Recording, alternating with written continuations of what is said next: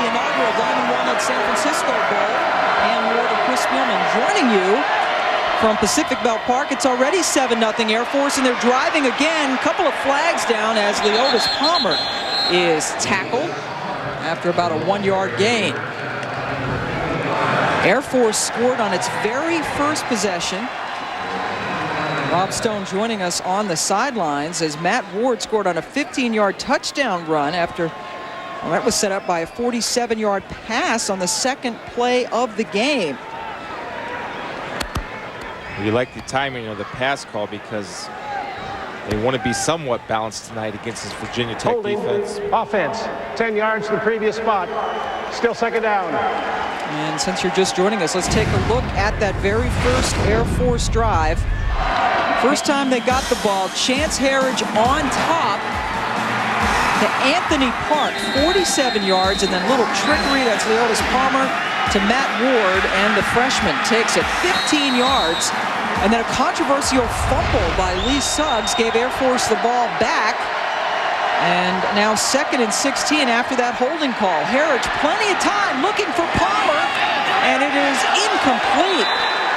Roniel Whitaker got his hands on it, but it falls down harmlessly. And there's that 15-yard touchdown run by Matt Ward, his second TD of the season. A fumble recovery on Lee Suggs, who was obviously down, was called for the fumble. And Chance Harridge, with that 47-yard pass play to Park, has become the 5th player in Air Force history to have a 1,000-yard passing season and 1,000-yard rushing season. Well, obviously, this is when you're a triple option team. This is not the position you want to be in. Third, they probably want to get in position to get some type of field goal.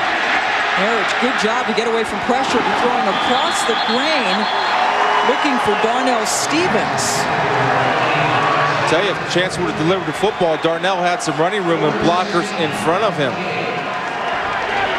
Chance hurried to throw a little bit, which often happens on the screen. You got to let it set up and develop. And it was developed. You just got to deliver the ball. Darnell slipped a little bit.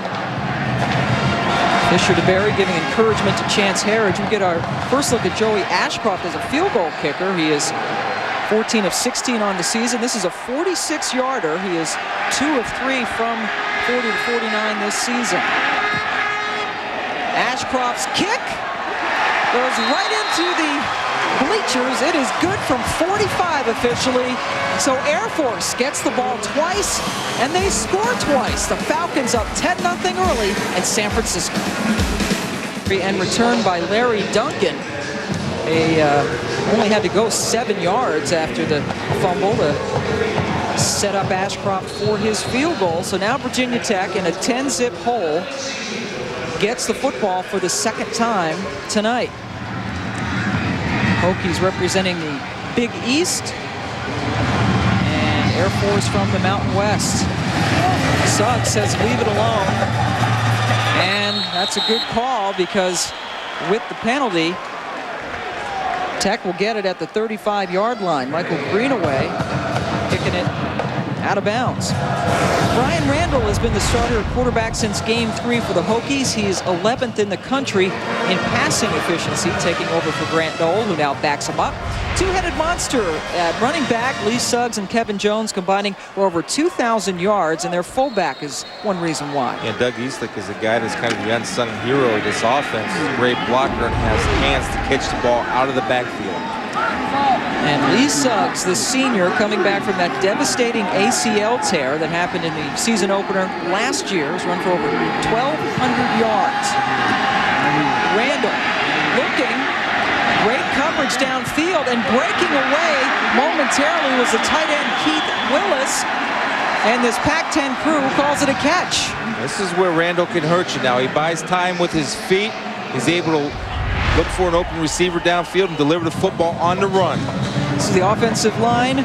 Jake Grove leading them. He made some All-American teams, known for his nastiness on the field. Grove, the center. And Air Force with a new 3-3-5 defense. It worked well as they're giving up about 100 yards a game less on average than they did last season. It was a 20-yard gain, so now on second down, Randall running a little bit of option, pitches it forward to Suggs, and he is buried by Joel Belo, loses a couple. Yeah, I don't know if option's the thing you want to run against Air Force. They see it all the time. They know how to defend it. Linebackers now for the Air Force Academy. Anthony Schlegel, just a sophomore in the middle, Chris. Yeah, one of the great thing about Anthony Schlegel, he's elected captain as a sophomore of this Air Force team. And 3-3-5 means you have 5 guys in the back. Paul Mayo from Texas. One of those corners has to keep an eye on Ernest Wilford, the leading receiver, number 19 for Virginia Tech. Below and Marshall like hybrids. They're part DB, part linebacker. They get up there and play on a line of scrimmage a lot. 2nd and 11 after that last play. Play action dropped in perfectly for the first down, completed to Terrell Parham, a 16-yard gain.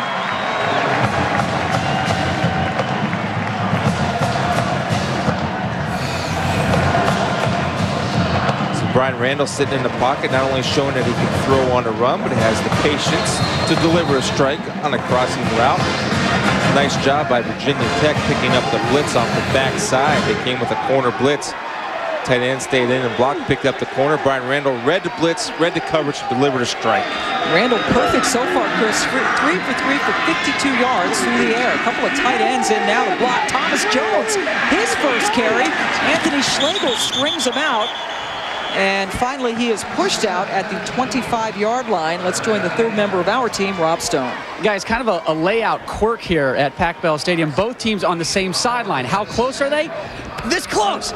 10 yards. That's it. I'm now on the Air Force side. It's catching both coaches off guard. Coaches are yelling over here. The other coaches are whipping their head around, so it's kind of hard, you know, to keep things to yourself. And then Fisher DeBerry told me, hey, we got a big offensive lineman hanging out here. He's got to run 50, 60 yards down there to get into play. Man, it ain't easy for those big old horses, is it? Well, they're going to have to get an IV at halftime just to get on and off the field.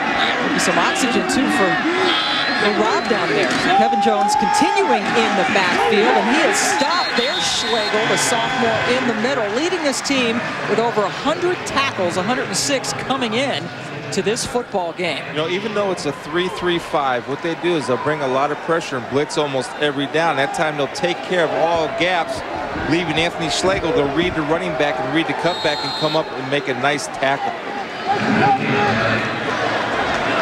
Solid player for a sophomore. 3rd and 3 as Jones continues in the backfield. They like to get him in relatively early. Get him a nice feel for the game. And on 3rd and 3, Randall goes on top all day to throw. He goes towards the end zone, and it is dropped. Terrell Parham had it momentarily, but was unable to bring it in. Well, he's got to make that catch. Again, Randall buying time with his feet, creating an opportunity, have him an option of run or pass, delivers a strike, and that was a nice job by Kevin Jones picking up Trevor Hightower on the blitz. But I'm impressed with Randall's composure. He's not looking to run all the time. If you're a pure running quarterback, you take that and run. He looked for the open receiver, had a chance for a big play. Guy dropped the football. Carter Worley now in to attempt a 41-yard field goal. 3 for 5 from 40 to 49 this year. Worley, who has battled back problems, knocks it right into the upright. No good. So Frank Beamer's team continues to trail Air Force 10-0 after Worley finds a goalpost.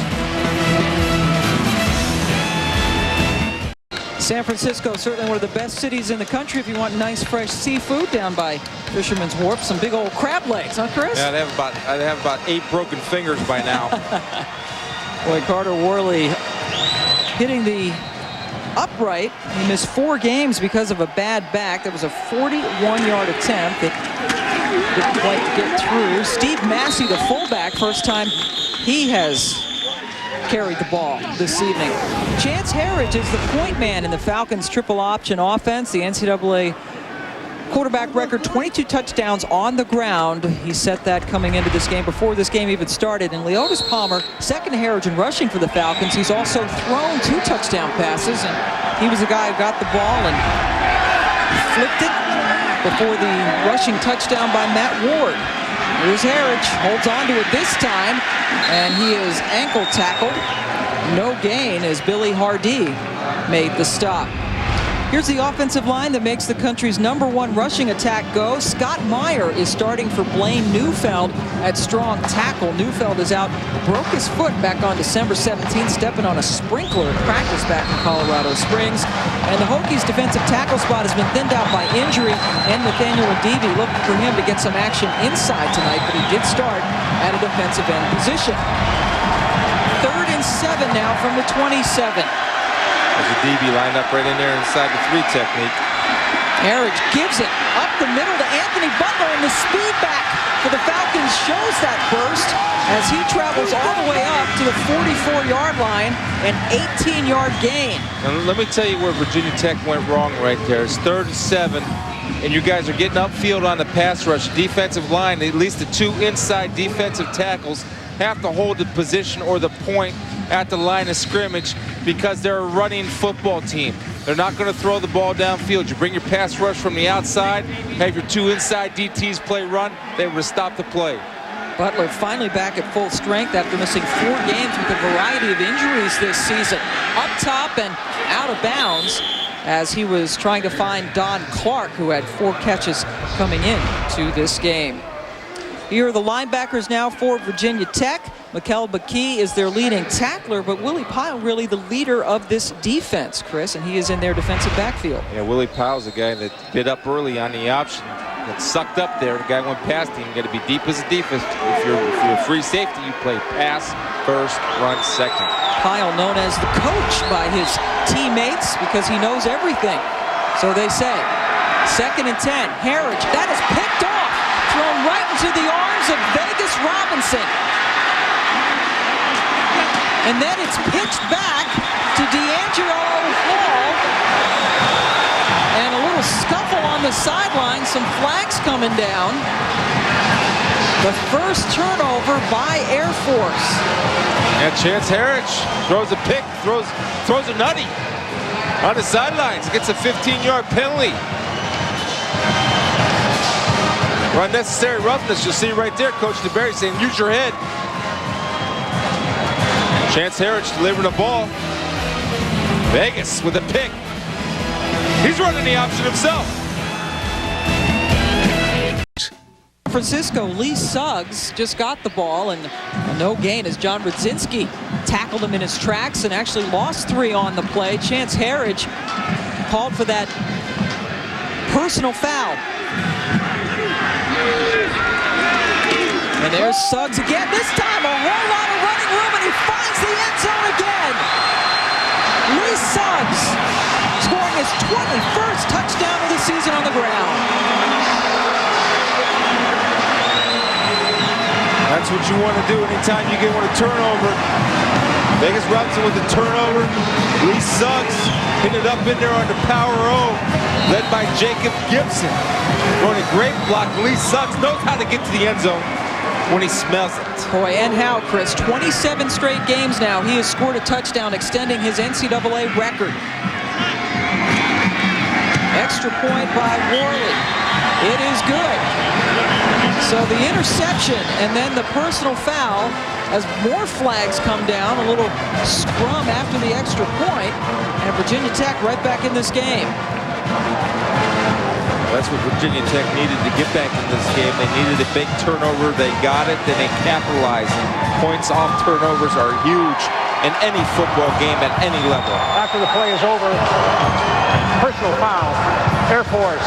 That 15-yard penalty will be assessed on the kickoff. All right, let's go now to Reese Davis. Reese. All right, Pam, we've seen some chippiness in this game. Not much fight out of Tennessee against Maryland in the Chick-fil-A Peach Bowl. Scott McBrien going in for his 2nd touchdown of the night. The Terps opened up a can on the Vols. The Fridge celebrating 30-3 Maryland. By the way, it's 2003 in Newfoundland and Nova Scotia, so Happy New Year. Thanks, Reese. We knew you had to get one in at least. The Atlantic time zone is celebrating. Newfoundland actually a weird time. They're like a half hour between the Atlantic and the Eastern, but more importantly, Lee Suggs here in the Pacific time zone is a player. 330 points now as he is inching up on Nate Trout, trying to get to 2nd place for the Big East lead. And again, 27 straight games, Chris, in which he scored a touchdown. That's unbelievable. It is unbelievable, and that's what makes him a great back and a wanted back come draft time because he has the ability to get the ball into the end zone. He's a power runner. He has great speed and shows no ill effects of the knee injury he suffered against UConn last year in the opener. Had lunch with him yesterday. He's excited about his opportunity to play tonight and to showcase his talent. Well, he's going to go home to Roanoke and start thinking about playing on the next level as Worley pops it up. Short kickoff after the penalty. Alec Meseral is corralled down, and Air Force will take over at the 16. Jared Mazzetta making the special teams tackle. He is a third-string tight end. Let's see how Chance Harridge responds. Now, Frank Beamer there, you can show the importance he places on special teams. A lot of times you would see teams with that type of field position kicking would kick into the end zone. He popped it up to create great field position for Virginia Tech's defense. Beautiful shot overlooking Pacific Bell Park on China Basin here in San Francisco on New Year's Eve. So those of you on the East Coast, top of the hour, you'll be ringing in the new year. Lee Suggs is ringing out the old year by scoring a touchdown. Air Force needs to get back to running the football now. Need to establish that line of scrimmage. If you're on that offensive line, watch him bear crawl. Harridge, there's the handoff to Butler, and he is corralled in the backfield by Mikel McKee, losing 3 yards on that play. So after a slow start, this Tech defense is starting to rev it up a bit. Yeah, they're getting away from their triple option attack. They're going to a more conventional I formation. Right there, they tried to run the old John Riggins, Washington Redskins counter OT, but speed killed them. Cannot match up athletically, so what they have to do is out-scheme this speedy Virginia Tech defense. It's so difficult defensively to prepare for this triple option that Air Force runs to perfection. And the late pitch to Leotis Palmer. He is shoved out of bounds by Willie Pyle. His second tackle. Give 4 to Palmer, but a 3rd and long coming up. And Air Force's offense not designed for 3rd and longs. Frank Beamer, the winningest coach in Virginia Tech history, has taken his team to 10 straight bowl games. He's done wonderful things at his alma mater. He and Fisher DeBerry, the head coach at Air Force, good friends. And if they go back about 30 years to when they were both assistants, way back when, there's Fisher. 19th season at Air Force. His Falcons 2 for 3 on 3rd down so far tonight. Make it 2 for 4 as Steve Massey, the big fullback, is stopped well short of the 1st down. Again, right now, Virginia Tech's kind of settled down. Their defense made necessary adjustments under coordinator Bud Foster. They're playing assignment football to stop the option. Got a hurry up punt situation. With no opportunities for the hurry up punt, as Virginia Tech instead takes its first timeout.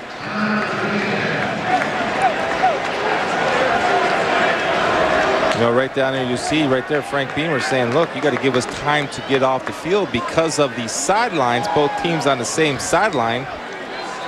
Reminiscent of Milwaukee County Stadium where the Green Bay Packers used to play. Well, to take this time now to say Happy New Year to the airmen assigned to the Pacific Air Forces watching today on AFN, the American Forces Network, including the Eagle airlifters of the 36th Airlift Squadron at Yokota Air Base in Japan. They fly C-130 missions throughout the Pacific region. America thanks you for all you do. And of course, the folks in Japan already into 2003. Air Force 8-4 and finished 3rd in the Mountain West at 4-3. Lost 4 of 6 games of its last 6 after getting out to that 6-0 start. And then they played Notre Dame, and things kind of changed for them. Yeah, and the Notre Dame game was almost excusable. But when you lose to Wyoming and San Diego State, taking nothing away from those programs, those are games they felt they should have won. Wyoming had just been smashed in Mountain West games before they won in Laramie. Robert Barkers, this is his first punt attempt in 6 games. D'Angelo Hall waiting back as the punt bounces in front of him. Hall wants no part of it. And Virginia Tech will take over at its 34 after a 43-yard punt by Barkers. These two teams have played only once before. It was the Independence Bowl in 1984. Tech got up early 7-3 when tailback Maurice Williams took it in from 3 yards out. But then things changed in the second on this fumble Falcons picked it up at the 3 and eventually got a touchdown. Now Air Force caps it off. Quarterback Bart Weiss, a 13-yard touchdown run. Air Force wins the Independence Bowl 23-7. Tonight, only their second meeting ever, and again in postseason. Randall, nice rollout and a good catch at midfield, collected by Sean Witten, a senior from Tennessee, picks up 17 yards. See Randall again, they get him out on the perimeter. That gives him the option to run pass, but he's looking to throw the football. This is a good job by Sean Witten, getting his body in position to help him make the catch. It's a well-thrown ball. You want to throw that one only where Sean can bring it in. That's where Randall delivered it. Witten is the second leading receiver for this team. Great hands. His brother Jason, the starting tight end at Tennessee, who lost to Maryland tonight. And there's Witten again. And he takes it up, picks up about 9 yards or so. Marcello Grady coming up to make the stop for Air Force. And that's a good job by Anthony Davis at 322 pounds, getting out there and getting a block on the DB. That shows that guy can run right here. We'll see if did he one-hop this? Randall makes a nice throw. Got to get it up. That's a drop. That's a makeup. That's a makeup call. When you see everybody stop and stand around, they know that's a makeup call. Now it's all even. Yeah, if you're just joining us, there was a fumble that Lee Suggs was called for. He was obviously down. It was a bad call, and it led to Air Force's field goal that made it 10-0. And Virginia Tech, as the first quarter comes to an end, holding on to the football. Lee Suggs and company back in this game. It's 10-7. Back in San Francisco, Virginia Tech with the football as we start the second quarter as they trail the Air Force Academy 10-7. Brian Randall off to a great start, 5 for 6, 78 yards for the quarterback from Tech. Starting off 2nd and 1 from the Air Force 40. Jones slips a tackle and then slips down on the grass field here at Pac Bell, and he's going to be about a half yard short of the first down. That's some nifty footwork by Kevin Jones, avoiding Adrian Wright again on the blitz. Kevin gave him a leg, took it away. Then he tried to make a cut off that inside foot. It's a wet field. I was down there before the game. Soft field.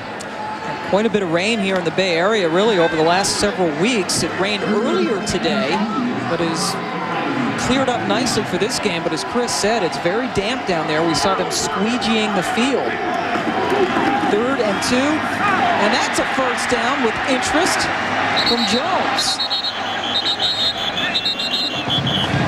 He takes it down inside the 34-yard line. Grady making his second tackle. If you come in on a blitz, you better be gap sound, because on blitz, you're vulnerable to getting one popped on you. That time, Kevin Jones certainly has the ability to go the distance. Snuck through an opening, gained positive yards. Jones, just a sophomore from Chester, Pennsylvania, and perhaps the most heralded recruit ever to come to Tech under Frank Beamer. He picks up that first down, puts the ball on the 34-yard line. Randall up top. Jones does a great job of picking up the blitz. Wilford in the end zone, just off his fingertips.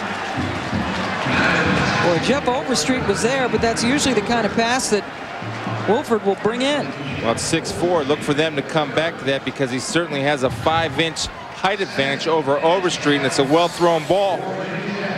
Throw it up for grabs. Throw the jump ball. Let your tall guy go over the short guy. Overstreet actually did a good job of positioning, and that's one that Wilford should have brought in, because it hit his hands. That's the Chris Spielman rule. That's the Chris Spielman rule. If your receiver touches a fingernail, you got to bring her in. And you see the records, boy, a lot of school records for Wilford, who was putting that infamous 2-point conversion drop against Miami last year behind him.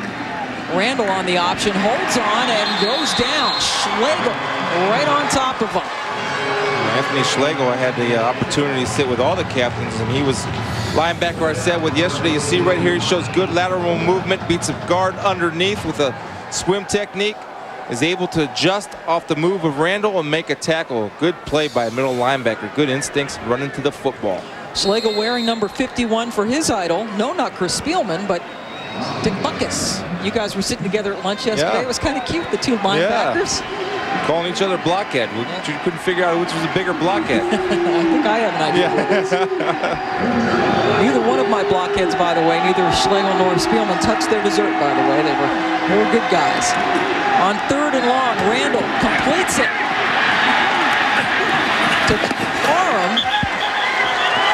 And he is stopped well short of the first down, about 5 yards short.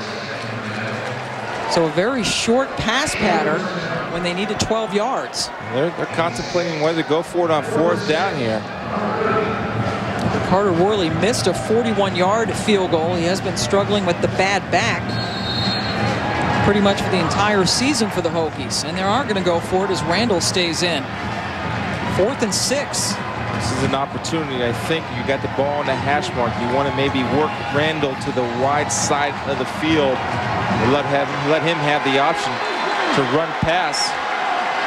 Now officially 4th and 5. Tech 6 for 13 during the regular season as Schlegel shows blitz coming right up the middle to Randall, and he gets him. That's what they tried to do, but Schlegel on a blitz came through unblocked and was able to cut off the angle where Randall was running. Outstanding call. Here he comes. You got to be able to block him again. He throws the arm over. He comes in, cuts off the angle, knocks him down for the sack. Bowl, and it's my first blimp game. Yeah. Look at the blimp. This is big time when you get a blimp. The Saturn Light ship along with us on a beautiful night for flying. There's hardly any wind to speak of as Harridge takes over. Quarterback hanging on to it and picking up about 5. And that's kind of like an old single wing play where the quarterback gets the ball and it's just a quarterback sweep, and you'll see guys throwing good blocks. Matt Thompson gets a good block. You see the fullback kick somebody out, the tailback. But a DB showing speed, pursuing the ball down the field, catching Chance Harridge from behind. But it's a productive first down play. And that's what Air Force needs to be in this ball game. They need to create and get themselves out of bad position for 3rd downs. And they've now run the ball more than 3 times more than they passed it as Darnell Stevens gets the ball, and he gets a couple of yards. Let's go down to the field now, and Rob Stone. Oh, Pam, Hokie junior safety Michael Crawford playing with big-time guts today. A November biopsy revealed tissue that appeared to be malignant, but he and his mother decided to push back a second, more probing test for lymphoma until Friday so he could play tonight. Doctors actually say playing is a psychological boost in the treatment process, so Crawford already a step ahead in his probable treatment process. And another bit of good news, lymphoma considered a very curable cancer. All right, Rob, now on 3rd and 3. Crawford is out there as Butler slips down. Actually, excuse me, that's Stevens again on that slick field, and he appears to be a little bit short of the first down. And just going back to Crawford, the young man, and talking to the Virginia Tech people, Chris, they say that he actually lifts their spirits, that he's just that kind of guy. Which is often the case with cancer patients, is that they always make everybody feel better around them. And I certainly wish him the best. And you know, it's not for sure that it's cancer, but I know he has the support of a lot of people and prayers of his teammates, coaches, and a lot of fans around the country. Going to go back to his hometown of Baltimore to make sure, as Air Force is indeed just a couple of inches short of the first down. Their fans yell, "Go!" And Harridge stays out there on the football field. It's funny, when he slipped that time, he slipped and he almost went backwards. He slipped so hard. If he would have just put his head down, he tried to make a move. Willie Pyle coming up from his free safety position, who's often the defender responsible for the pitch in the triple option threat. The free safety is your guy that's got to come up and make open field tackles, and I can't think of a better one than Willie Pyle. So that's one of Pyle's responsibilities now. Unbelievable. Air Force has converted 73% of its 4th downs this year. 16 of 22. Here's a big 4th and inches on their side of the field.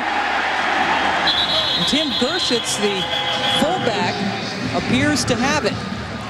Gershitz did a good job of second effort getting there. That was good penetration by the Virginia Tech defensive line, but Gershitz showing fighting, knowing he only needs a couple inches. You see the guard pull around, lead up. Gershitz follows him. Legs keep driving. There you go. He's not down yet, and he gets that extra lunge at the end to get the first down. Gershitz, a fullback, coming in and getting just enough, and it keeps the clock rolling. 1st and 10 now, right at midfield. Air Force scoring the first 10 points of this game, but have been silent since.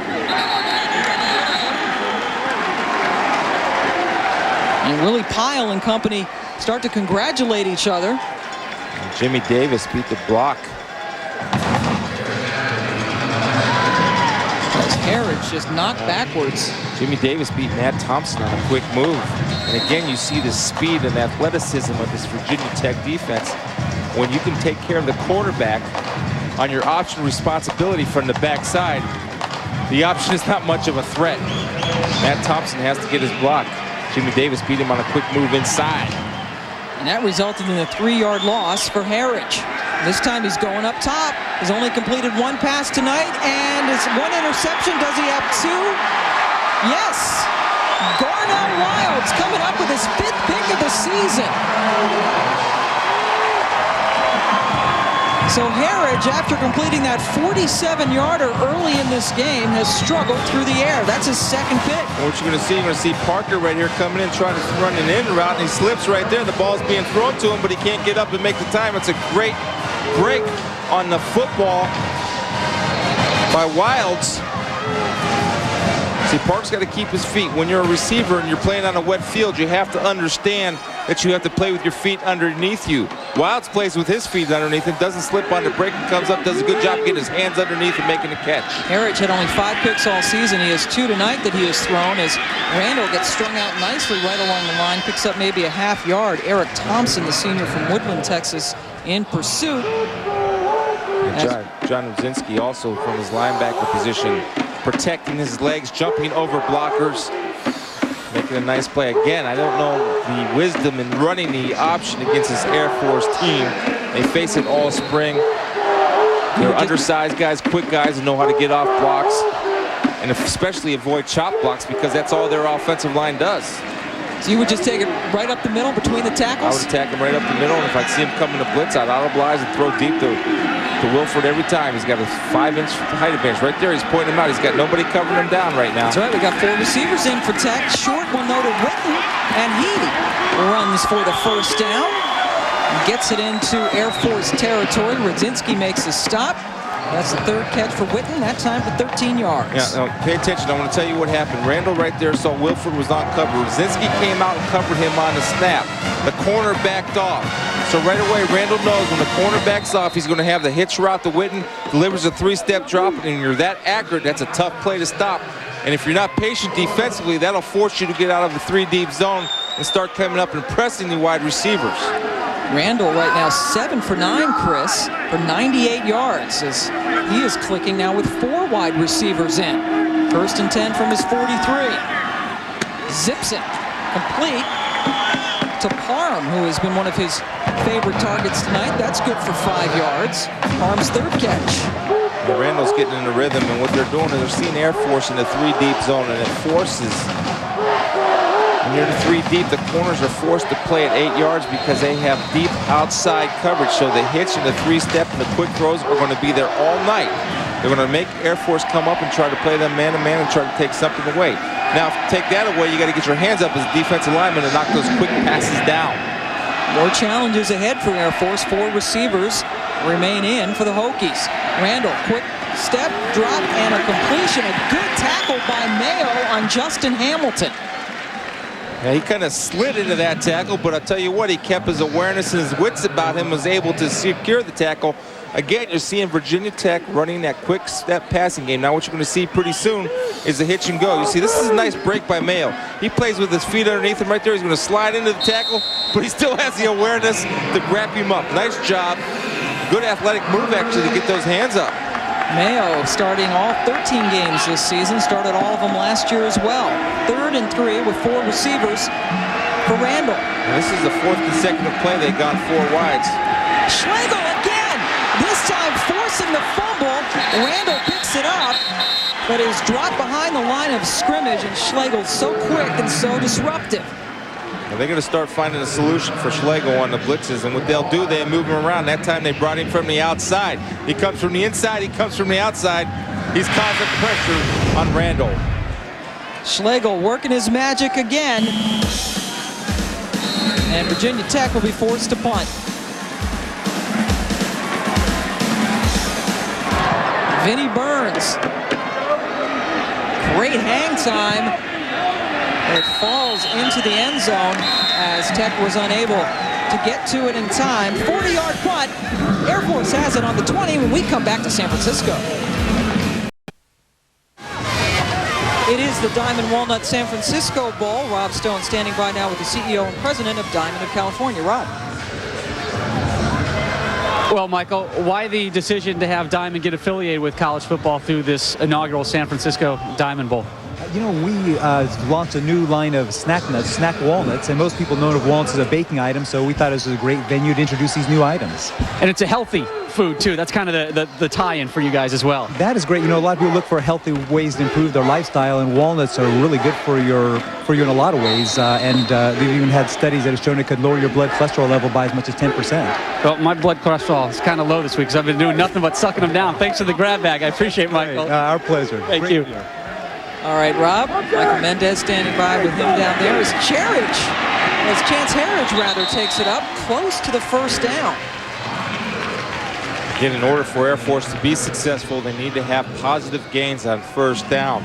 That's why they're batting 47% on third down conversion, because they usually do a good job on first and second down. To counter that, Virginia Tech wants to make sure they shut them down on first and second down and force them into a throwing situation, which obviously Air Force does not excel like they do in a running game. Now you can see the numbers bear it out right there, Chris. Harris just 1 for 6 for 47 yards, and he's got 2 picks. 2nd and 1. Up, he's going to the air again. He's got a man wide open, but throws it behind Don Clark. Clark was there, but Harris just didn't deliver it.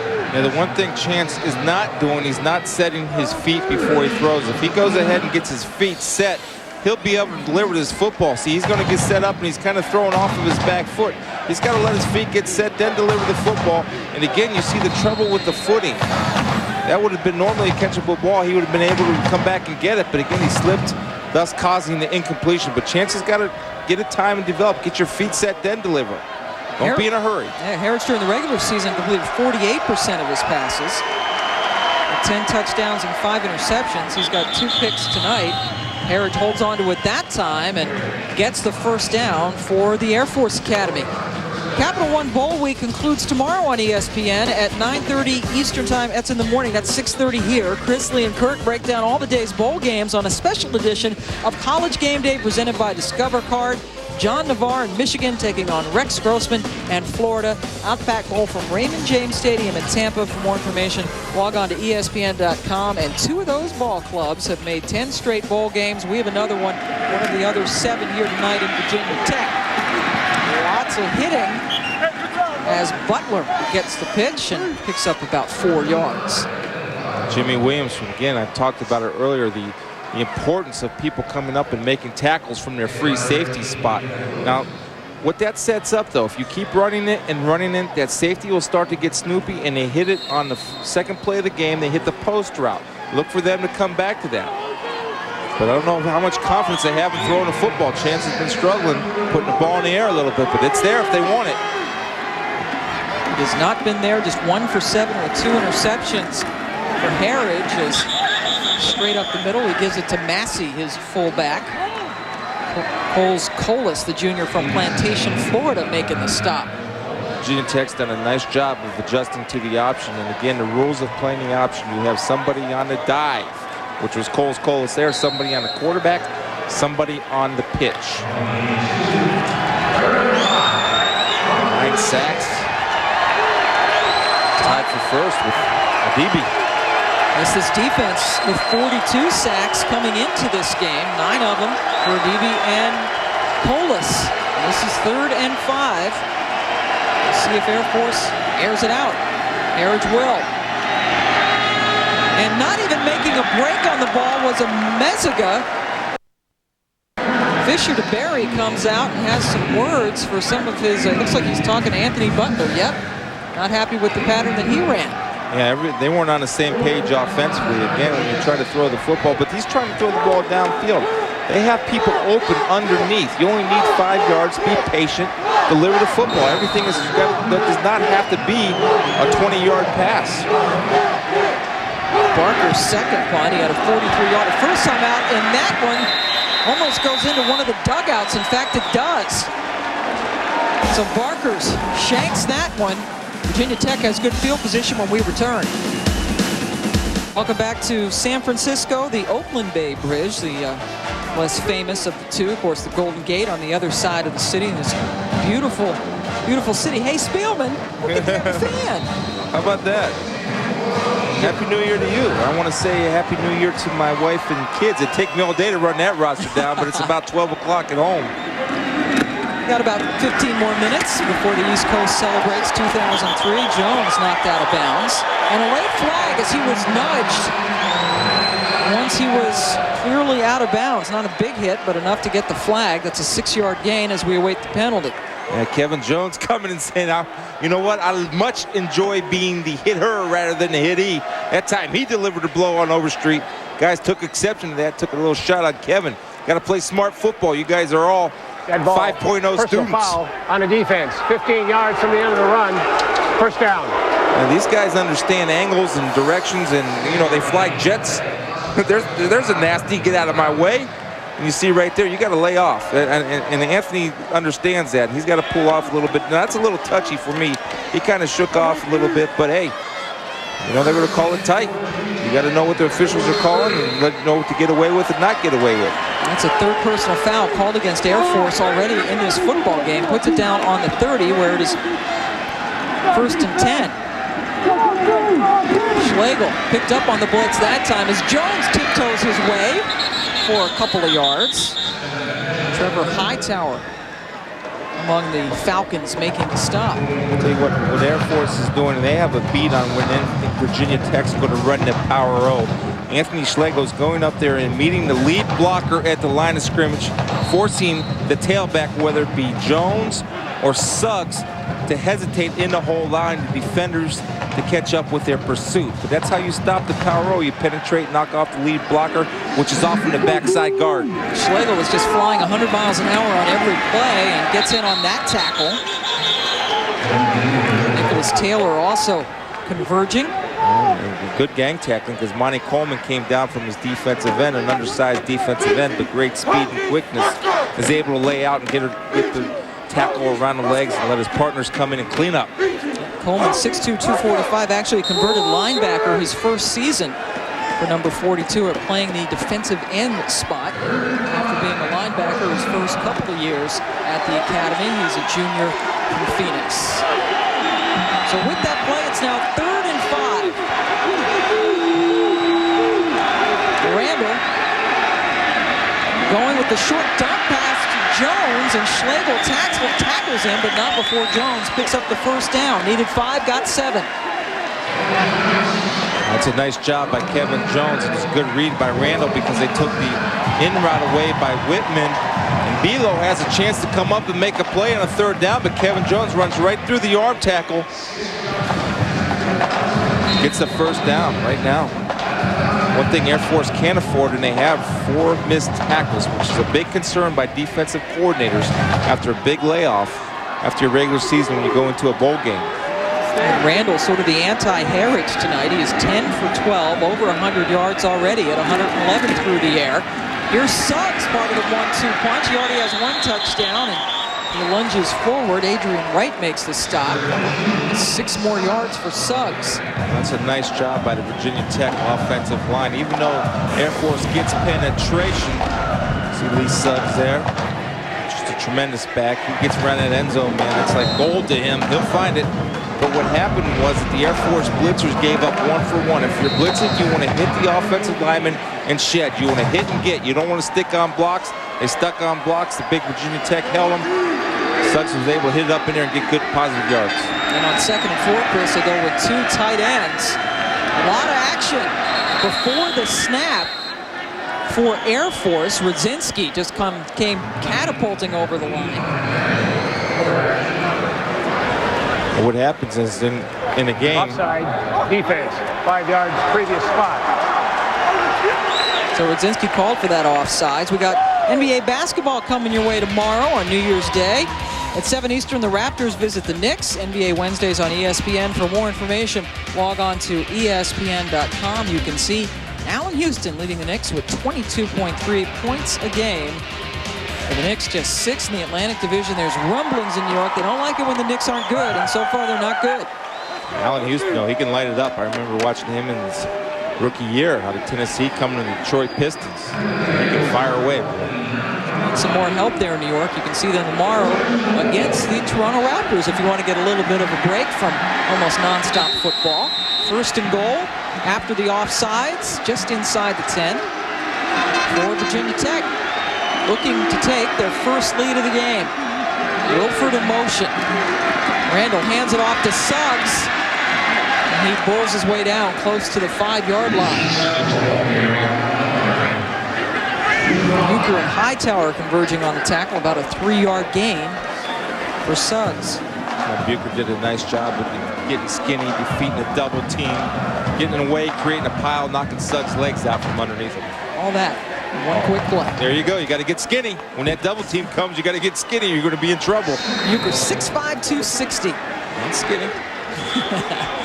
2 tight ends. Now second and goal from the 5. And a timeout taken by the Air Force Academy. And Fisher DeBerry needs a good defensive stand. Not too happy with the way his team has played tonight. Some untimely penalties after they took a 10-0 lead. 3 personal foul penalties at offsides, getting Tech a little bit closer to the goal line. They're down by a field goal here in San Francisco. Things have cleared up rather nicely after some heavy rains, and right now Virginia Tech knocking on the door, down 10-7 with the ball on the 5, second and goal. Fisher DeBerry took that timeout, called his whole defense over there. Boys, we need to stop. This is Lee Suggs territory, but instead Randall goes for Wilford. A wrestling match, and it's incomplete.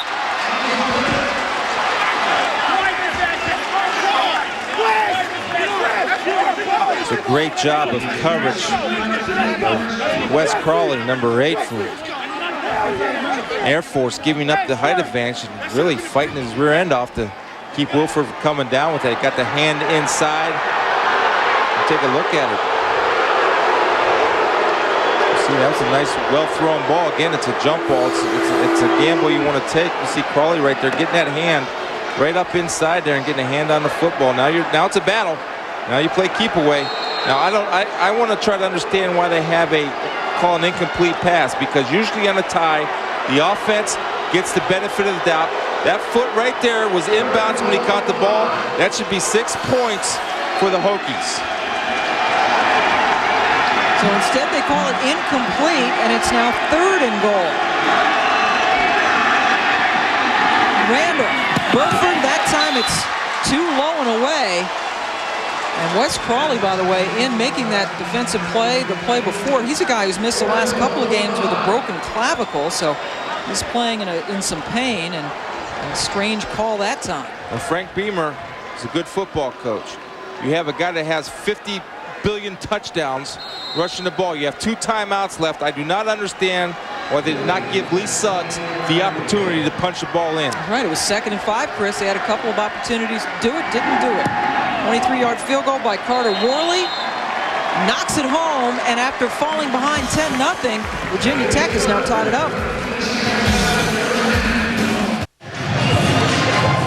Virginia Tech has just tied the game up. Carter Worley with the field goal. They went 46 yards in 9 plays, chewed up 3 minutes and 39 seconds. And Lee Suggs and company. Lee Suggs did not get the ball, even though it was 2nd and goal from the 5. And he didn't get it. You go up top both times. You know, again, you have a guy that's a great red zone, goal line, whatever you want to call him, end zone guy, and you don't give him the football. You have 2 timeouts. You have plenty of time left. Give him a chance to score. That's your bread and butter. He's a touchdown machine, man. Yeah, feed the machine. Got a touchdown earlier in this game, did Lee Suggs. 27th straight game in which he has scored a touchdown. That time he didn't get the ball. Short kick taken by one of the up men. And Tackled down at the 35-yard line is Joe Schieffer, one of the backup halfbacks for the Air Force Academy. Well, it seems like to me that the traction's getting worse and worse out in that football field. We're seeing everybody slip. Time the kicker took one, he kicked the ball and fell in the back of his head. Really going off with some grass stains on those nice white pants. Yeah. He's over there explaining to the coach, yeah, I slipped, coach.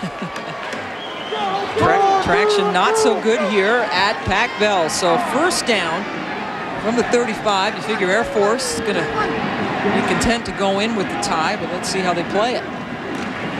Marriage hands it off to Butler. Butler, the speedy guy, keeps his legs churning and picks up about 8 yards. Jimmy Williams, again, from his free safety position, coming up and making a play. And I'm telling you right now, if they want to do it, Virginia Tech in the second half, look for Air Force to do this, is right for the post play. Fake the play action, run a guy in a post because your free safety is sitting at 6 yards off the line of scrimmage. So that'll do it for the first half. Air Force out to a 10-0 lead, but Virginia Tech has come back to tie the inaugural Diamond Walnut San Francisco Bowl. And as we send you to break, Mike Stahl, one of our camera guys, wishing you a happy new year on the East Coast. So far, Coach, thanks for your time. Lee Suggs' number is just the 31 yards, but he did have the touchdown, and yes, he is back.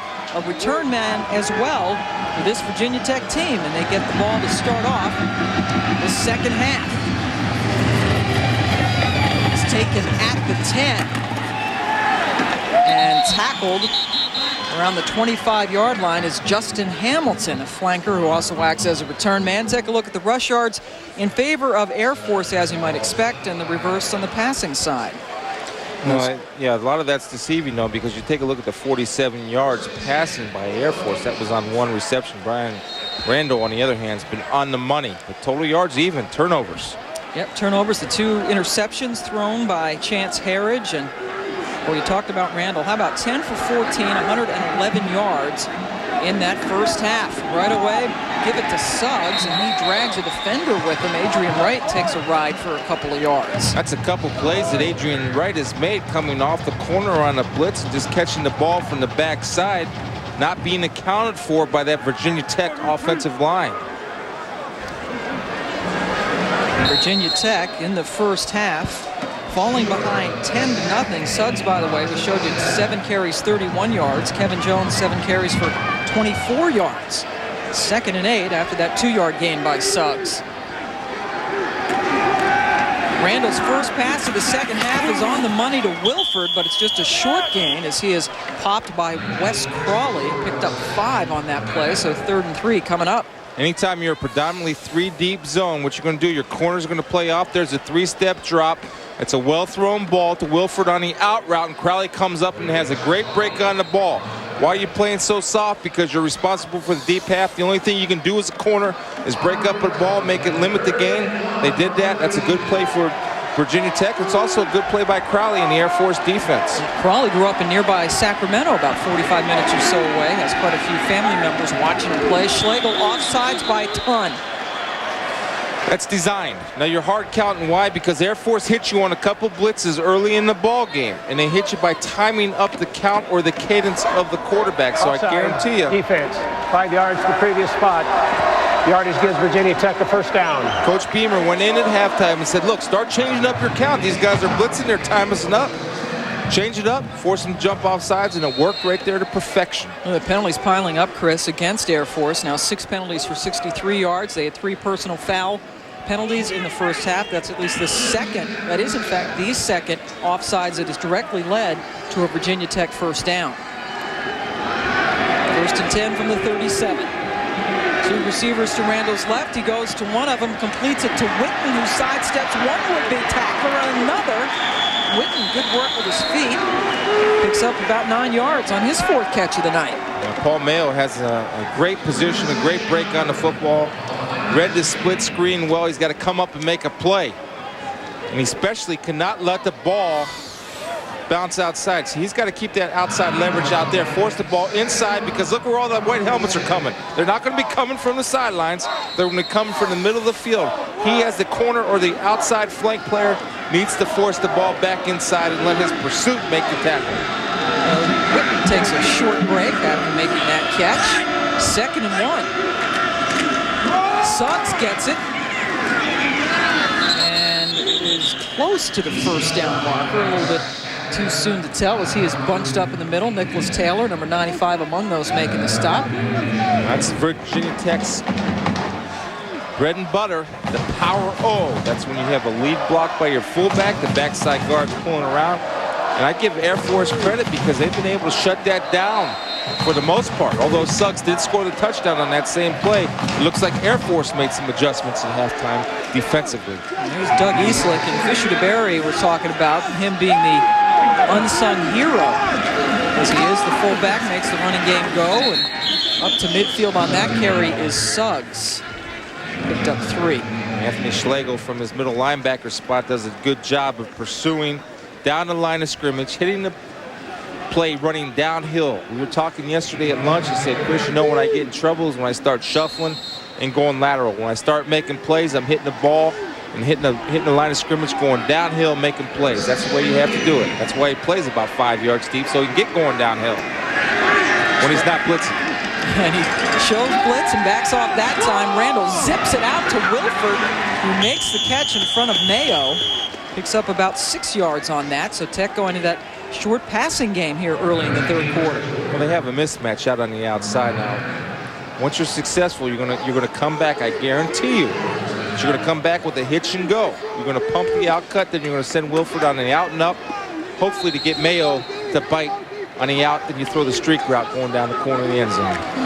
Frank Beamer in charge at Virginia Tech. We have the 3rd and 4th longest tenured coaches at one spot in Division I football going against each other tonight. Wilford in motion, and up too soon from his stance is the tight end Keith Willis. So Tech goes back 5 yards. That's a lack of concentration on Keith's part, and I'm going to tell you what happens is that offensive lineman. Full start, offense. 5 yards to the previous spot. Still 3rd down. They get jumpy and they get anxious when you're playing a blitzing team. They want to make sure, see him take that hard step inside. That is because he is responsible for that C gap. He wants to protect that. He took that hard step to protect that gap just in case they were blitzing. Forgot the snap count though. Wait till that ball snap. So the 3rd and 2 turns into a 3rd and 7, and now out of the shotgun, Randall has 4 receivers. 3 of them to his right.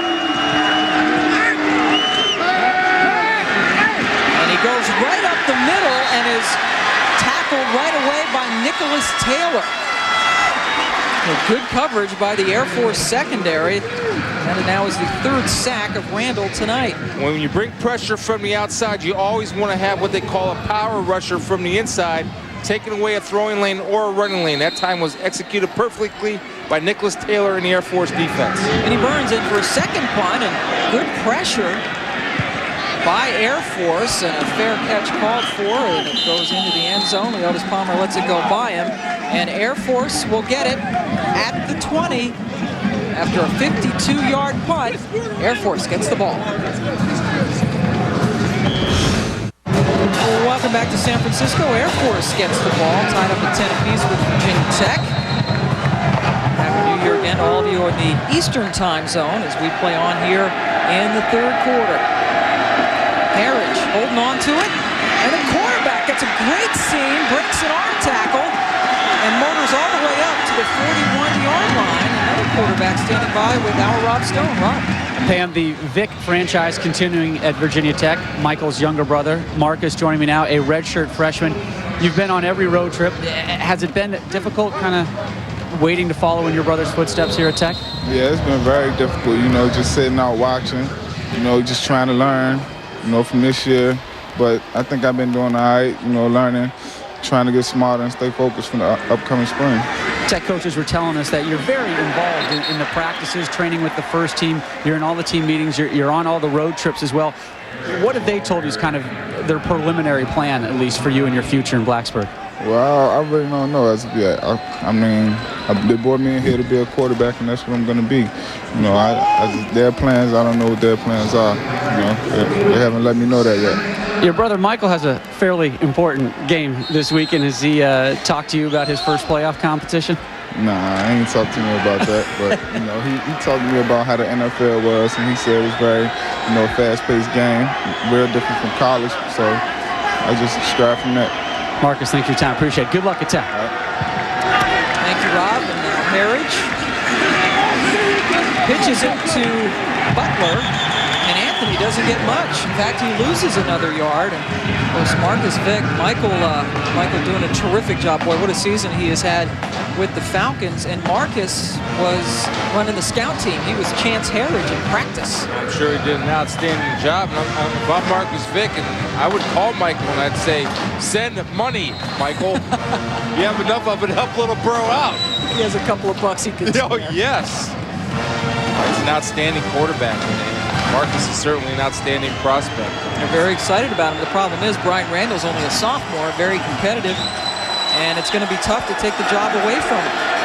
3rd and 12, and up the middle, Butler busts loose for the first down. So after losing 1 yard on successive plays, they pick up 14 in the first down. Again, that's the second time this ball game on 3rd down they've been able to pop the draw because there's no power rusher. See everybody working up inside. Butler makes a nice cut, and he gets good blocking by his receivers downfield. Saw Kenny Smith in there getting the block. And also, Donnie Clark knocking people down, knocking the pursuit angles off by blocking downfield. Big plays happen when you block downfield. Butler is a big play speed guy running-wise. Harridge pitches it to Clark. Nick, it's Hires, 24, and Hire picks up 4. A lot of guys in this Air Force offense get carries. Hire, Clark, Ward, the running backs, the halfbacks we've seen get carries, along with Butler, Stevens, and Palmer. Keeps them fresh. They do a lot of running. They're asked to do a lot. They're not only asked to run the football and running option, but again, for big plays to happen downfield in the running game, you need receivers blocking downfield. These guys do that very well. Air Force trying to finish a season leading the country in rushing for the first time, and they're well behind their pace. Harridge gets it knocked down right in front of him by Mike Daniels, sophomore from Fairfax, Virginia. Talk about playing the option. You play disciplined defense. That time Mike Daniels playing his responsibility. Seeing Chance on the rollout, gets his hands up, times it perfectly, shows a good vertical. Almost got a pick. Daniels played in all 13 games, started one of them this year, and almost indeed came up with that interception. And no completions now for Harridge, by the way, since the second play of the game, that 47-yard completion that set up the first touchdown. 3rd and 6. Harridge keeping it this time on the ground, and he is stopped a couple of yards short of the first down. Now looking over there down at the sidelines and looking at Fisher DeBerry, there's no sign of the punt team coming on. And that's a play that there's kind of been their go-to play tonight. And what it is, it's the quarterback's off-tackle play, and you're essentially getting 3 lead blockers. That's why it takes time for Virginia Tech people to get off blocks and make a tackle. Chance just piles it in there. And they are indeed going for it now. 4th and 1 from the Tech 38. It's a long one. Harridge pitching it and slipping down short of the first down. Boy, Anthony Butler would have had it, but he lost his footing, and Tech gets the ball back. Again, you got to be aware of the surface that you're playing on, and you have to keep your feet underneath you. And when you make a cut, you got to plant your outside foot and cut off. You cannot cut off your inside foot. It's not AstroTurf, it's slippery grass. So instead of the first down, Butler goes down early, and Tech gets the ball back on downs. When you play on a muddy field, it's important to have clean shoes, and not necessarily clean on top, but clean on bottom. You see guys there kicking off the dirt. And why you need clean shoes on the bottom? Because of this reason. When you're on a slippery field, you got to play with your feet underneath you, and you need to cut off the outside foot. That foot he cut off of, he slips. That was his inside foot. His body weight took him down. played with your feet underneath you, cut off the outside foot, you don't slip. But instead, Butler went with that inside foot, slipped down short of the first down, and takes over. Randall in the air to Eastlick, his big fullback, and Eastlick is very close to the first down. Eastlick with 15 catches on the season coming in. That's his first catch tonight. And Chris, since Air Force went up 10-0, they have done absolutely nothing with the football. They have an interception, a punt, an interception, a punt, the half-ended, and then they gave it up on downs. Well, one of the reasons of why they moved the ball, because they completed a pass. That loosened up Virginia Tech. They haven't completed a pass since Virginia Tech's defense has tightened up. They're getting more confidence in the back end. Harris, you just saw him on the phone, just 1 of 9 with 2 interceptions. Wilford on first down gets close to another one as he catches that pass in front of Jeff Overstreet. Randall sharp tonight. He's delivering that outcut, and that's not an easy throw to make, and it's all on timing. That's why it's so impressive. Wilford's just pushing the corner, breaking out. They're setting him up for the out and up. The corners are going to start getting overexcited, anxious. Crawley and Overstreet, they want to make a play. Pretty soon they're going to get bumped with that out and up. Yeah, they have yet to go with that out and up, any sort of a home run ball. That's 3 catches on the night, make it 4 for Wilford. 6 different Hokies have caught a pass from Randall this evening.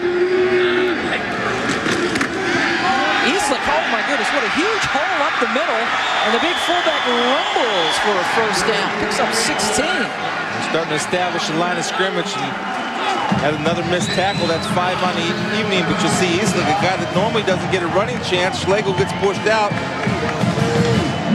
You got Trevor, number 44, overrunning the play. Now that's gap sound responsibility, but you got to be in position to make the play.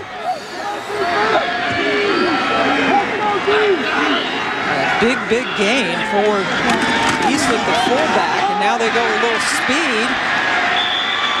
Kevin Jones bursts up the middle for about 8. Capital One Bowl Week concludes tomorrow on ESPN, 9:30 Eastern Time in the morning. Chris, Lee, and Kirk break all the day's bowl games down. A special edition of College Game Day presented by Discover Card. And then it is the Outback Bowl from Raymond James Stadium.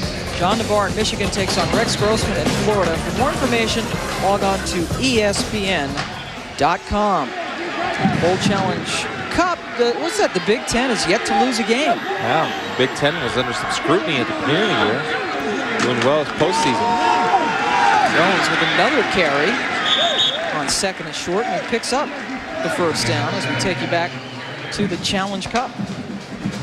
Big Ten 3-0 so far. We'll see Michigan play tomorrow morning. Ohio State has a pretty big game coming up on Friday on ABC for the national championship. And Mountain West, Air Force's conference 0-2. Colorado State losing convincingly. Boy, TCU's defense today was unbelievable at the AXA Liberty Bowl. They're running the ball as well as anybody I've seen all year. A lot of purple hats on that football. Very impressive. TCU finishes 10-2 on the season. Suggs now in, and he gets the pitch. Huge hole again. Schlegel with the tackle, but Tech looking good on this drive.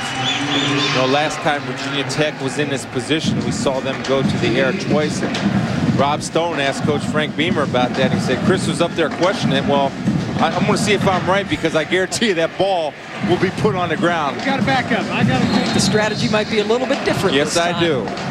Especially with 22 back there. 2nd and 5 on the 8. They are 14th in the country rushing, but only 77 yards so far this evening. Suggs is behind Eastlick. Gets the ball. Already with 1 rushing touchdown. So the ball is loose. But the officials say that Tech has retained possession.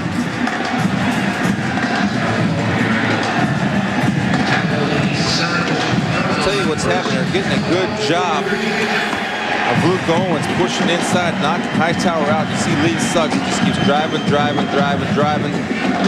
Again, they're beating him up at the line of scrimmage. 1st and goal from the 1.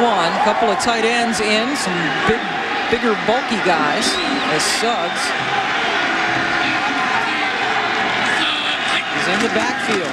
He's the touchdown maker, and he makes another one. Lee Suggs has both the Virginia Tech's touchdowns tonight.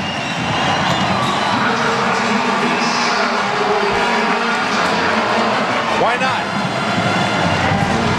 Luke Owens leading, power O. That's your best play you've run. You've been running it for the past 50 years. You got one of the top touchdown makers in the history of college football. Give him the ball. And even though Frank questioned me, questioning him, what'd he come back to? Mr. Suggs. You listen to the big guy. Yeah. And Suggs matching his uniform number, 22. That's his 22nd rushing touchdown of the season, 24 overall. And Virginia Tech takes its first lead of the night as Lee Suggs finds the end zone for the second time. And that's the trophy they're playing for, the inaugural Diamond Walnut San Francisco Bowl, little Golden Gate Bridge. Replica, not the whole bridge, or a piece of the bridge on top of that trophy. The Virginia Tech cheerleaders. Lee Suggs building on his Big East records now, 56 total touchdowns, 53 rushing touchdowns in his illustrious career at Virginia Tech. Brian Blue, one of the backup quarterbacks, the return guy, gets it out to around the 31 for the Air Force Academy, which has had problems offensively ever since they went up 10-0. Just to go back, that slip cost Air Force a first down. Virginia Tech treated it like a turnover, in which it was. Anytime you get a fourth down stop, and to me, that's points off turnovers. Although it will not show up on a stat sheet like that, that's what it ends up being. Butler slipping on what would have been a first down. Tech got the ball back and drove it all the way down the field. 60 yards, took them 2 minutes and 45 seconds. Suggs scoring the second touchdown of the night. The Hokies have their first lead. Higher in motion. And a handoff up the middle to Butler. He spins around, picks up about 4.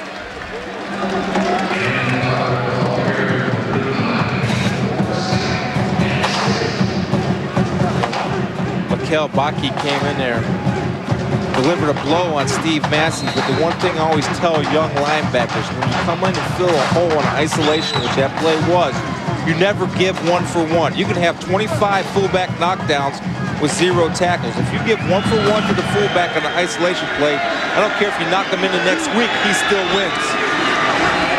Harris pitching it. Butler running for the first down this time, keeps his feet. As he is taken down at the 44-yard line. Let's go down to Rob Stone.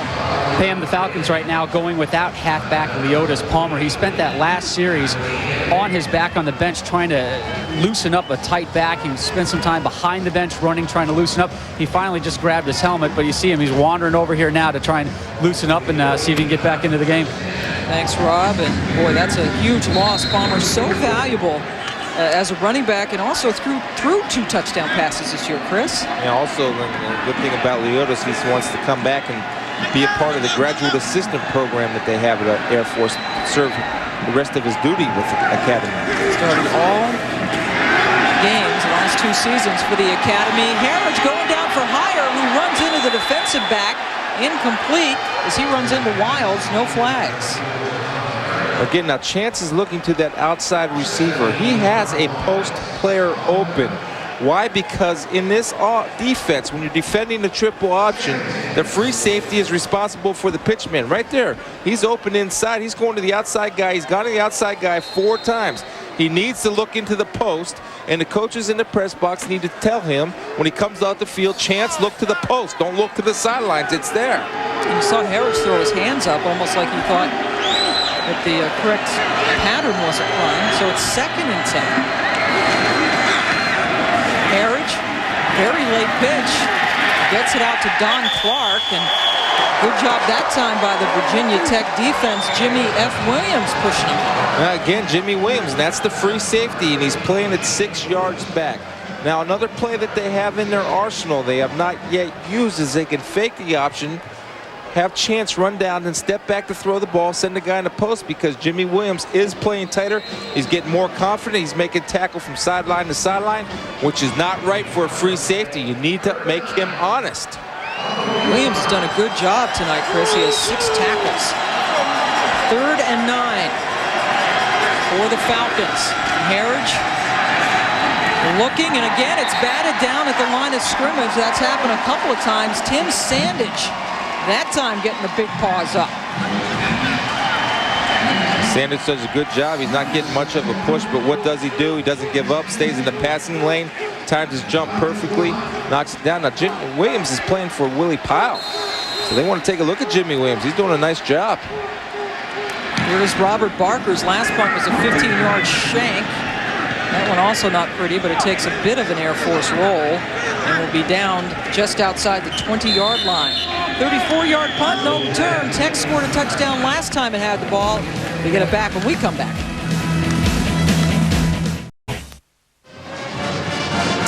Some palm trees outside of Pac Bell Park here near China Basin in downtown San Francisco. Checking that right field line. It's kind of built for Barry Bonds. 309 down the line. And there's some fans sitting out there, maybe waiting for Barry to hit another one out. They're out in the center field bleachers. This is just a beautiful, beautiful park. Must be great to see baseball and a treat to be downtown to do football. As the Niners play down at 3Com, a little bit south of the city. As Jones is bottled up after a short game, give him a yard or two. It's a big opportunity for Air Force now to create some type of field position for their offense. Fisher DeBerry's offense has not done much. A couple of punts, a couple of interceptions, lost the ball on downs. So it's been rather non-existent for Chance Herridge and company since they went up 10-0 in this game. Last possession, they look for Wilford on the out cut.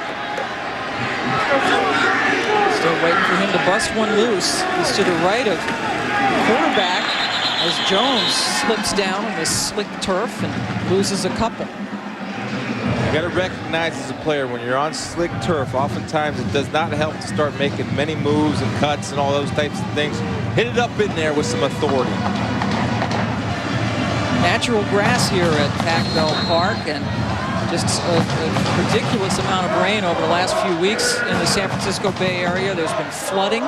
Some of the buildings downtown, some of the stores I went into actually had their lower levels closed off because of flooding there. So a lot of water has saturated this field. 3rd and 10 after the slip.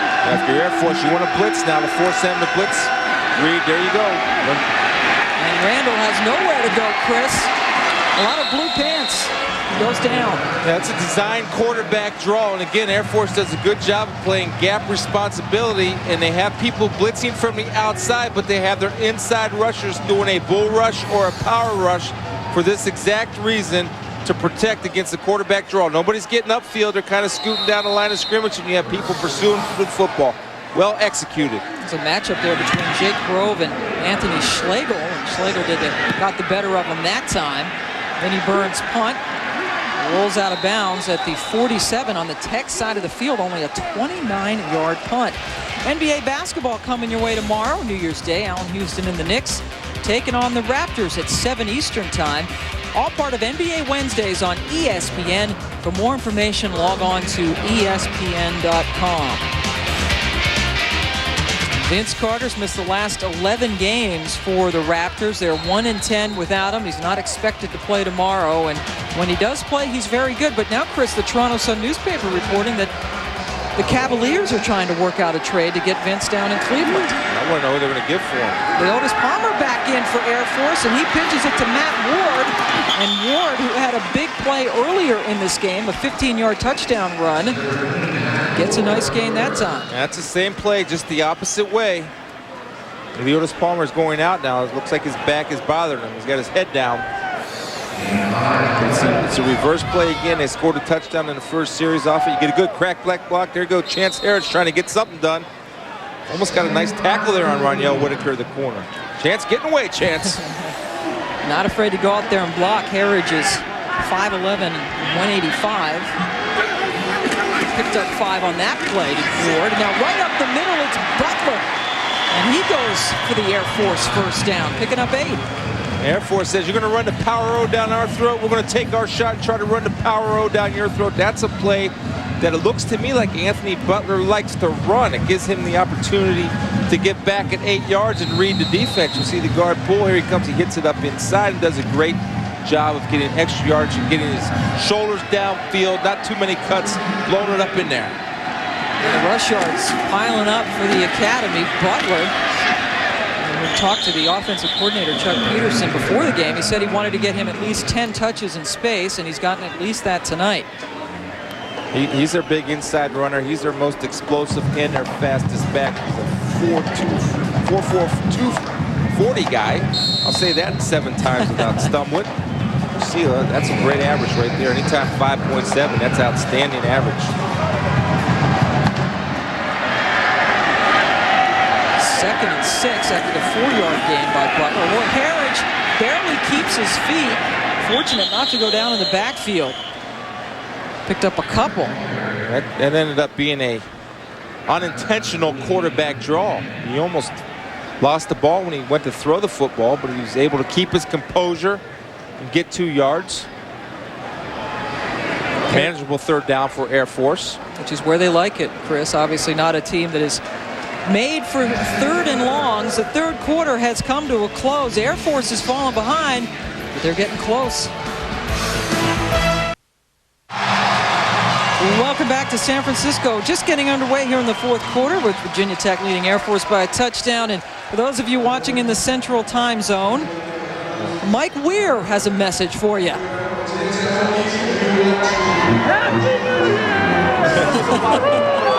Mike Weir, our handheld guy, and boy, he's been in the trenches all year for us, He took Chris. a couple shots this year. Mike does a good job. All our guys do a great job. Yeah, Mike down there, Rob Stone's #1 camera guy, and Happy New Year to all our friends in the Central Time Zone as you hit midnight.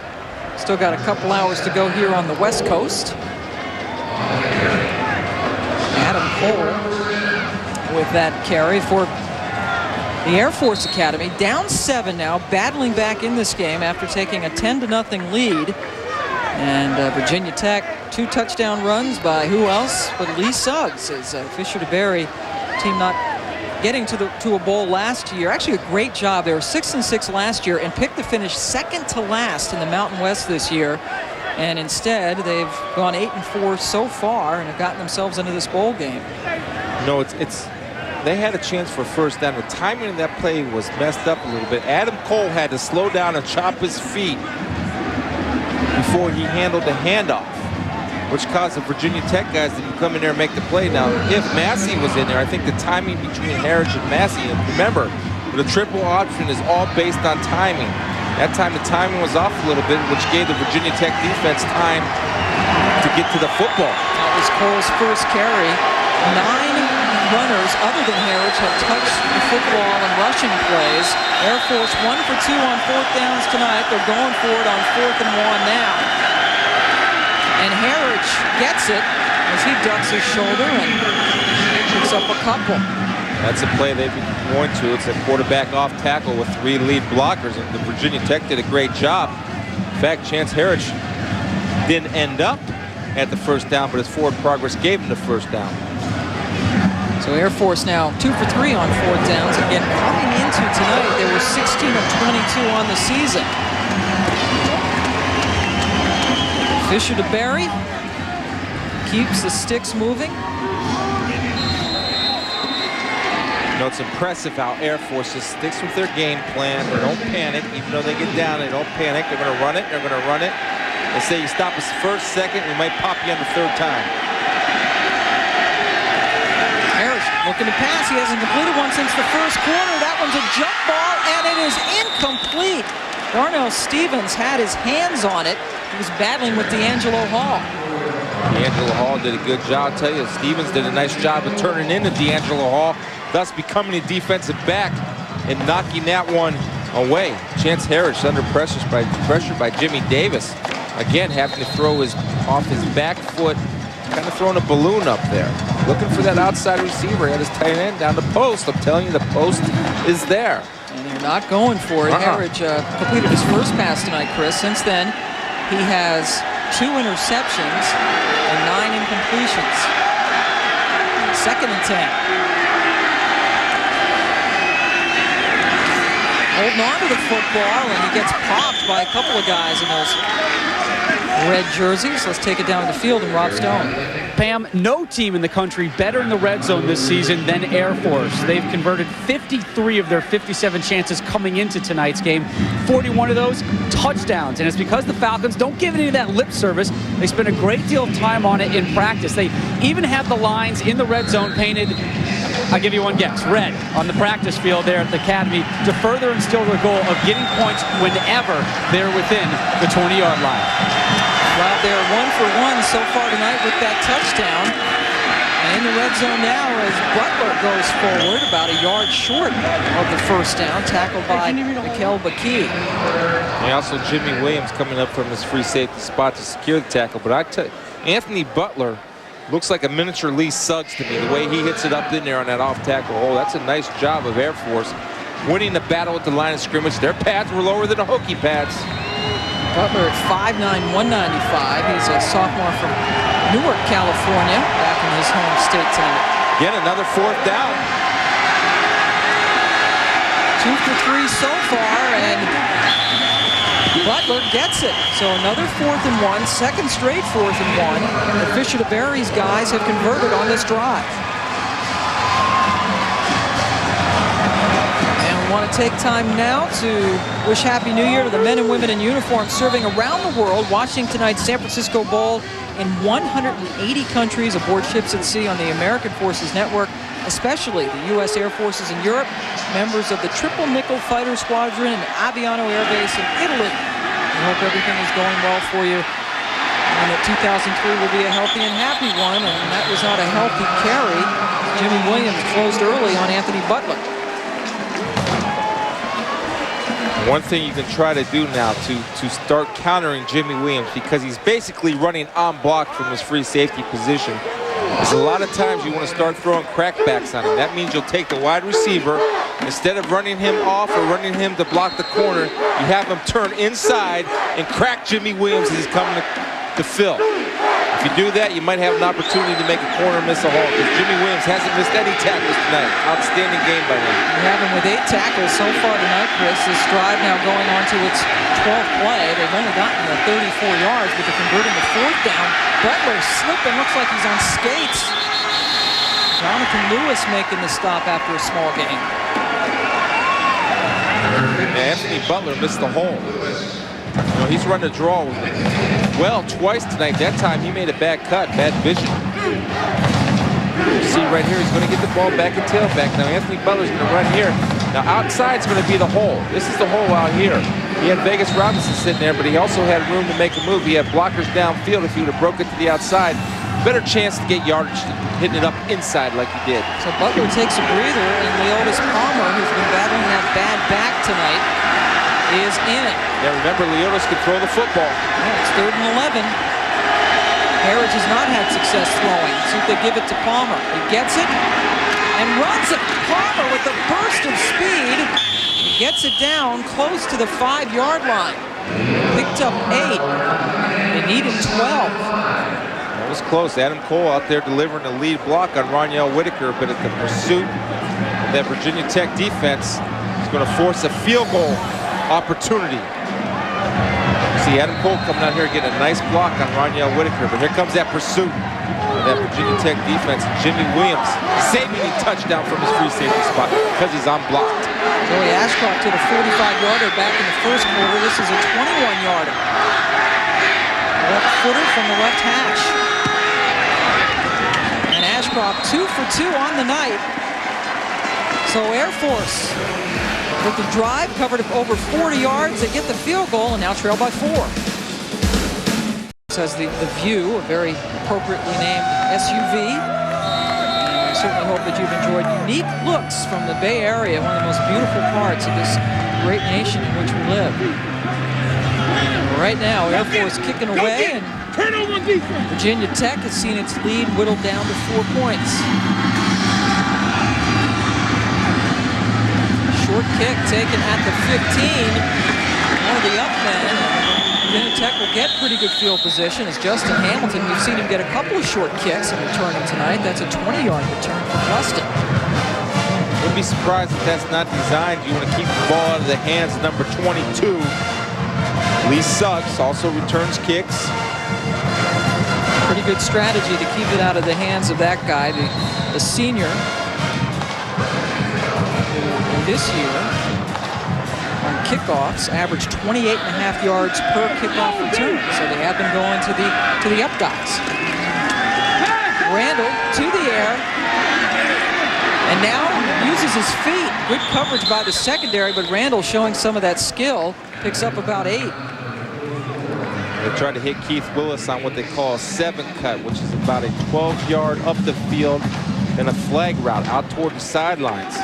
Air Force played good discipline, took him away, took Eastlick away on the flat route, the fullback in the flat, forcing Randall to pull it down. Good decision by Randall to tuck it and go.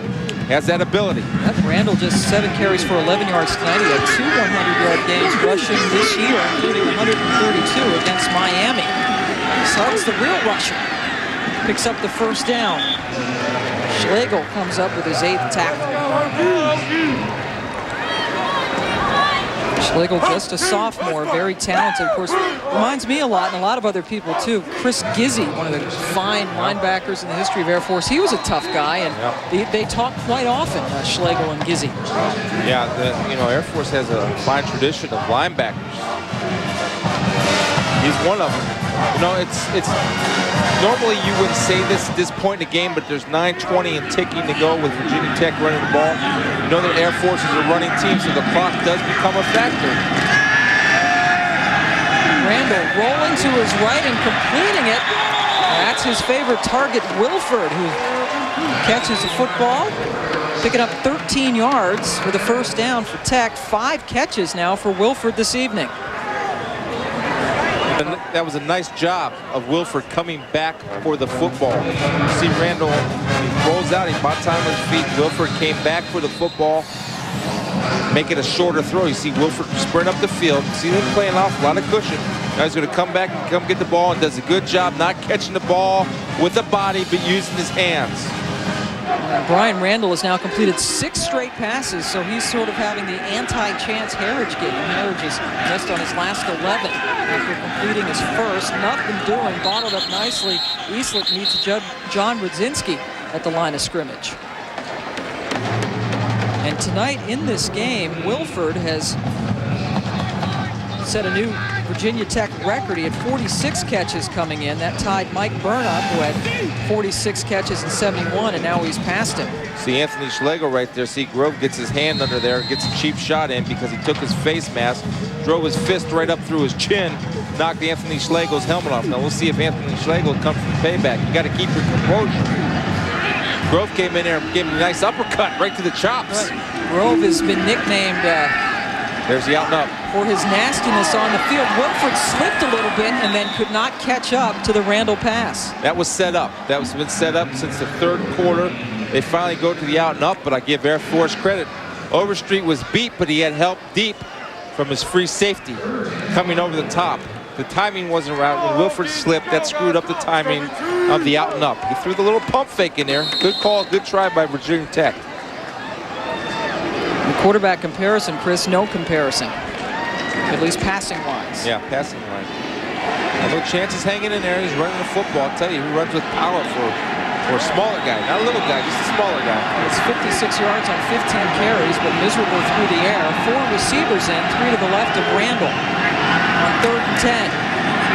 Gets Parham out to the left, and he is stopped well short of the first down. Picked up 6.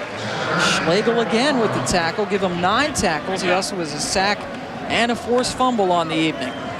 Yeah, I give credit to Larry Duncan. What Larry Duncan did was force that ball to go inside to Schlegel, who showed great speed and pursuit from his linebacker position. But that play wouldn't have happened. Farmer would have had a chance to get the first down, but Larry Duncan did a good job of forcing the ball inside, keeping his contained. And they're going to go for it. And nobody punts on either of these teams. It's 4th down, you go. This is not a punting kind of day. Tech 0 for 1 on 4th downs tonight. This is 4th and 4. They're going out of the gun. 4 receivers. Wilford is alone. Right there, Whitten. That's who it left. Let's see. Randall looks towards Whitten and then looks off as he looked toward Wilford and then completed it to Justin Hamilton for the first down. He looked off at Wilford and he goes over to his trip side. They ran option route over there. Randall again, not panicking. Nice job right here, boys. Good job on that front 4. Not panicking, keeping his feet moving in that pocket, sets his feet, delivers a strike to Hamilton. Right, Hamilton with 4 catches coming into tonight. That is his first this evening, and he caught it in front of Wes Crawley, again playing after missing 2 games with a broken clavicle, one of the more painful injuries one could suffer. Here's Suggs spinning his way to pick up about 4 more yards on the ground.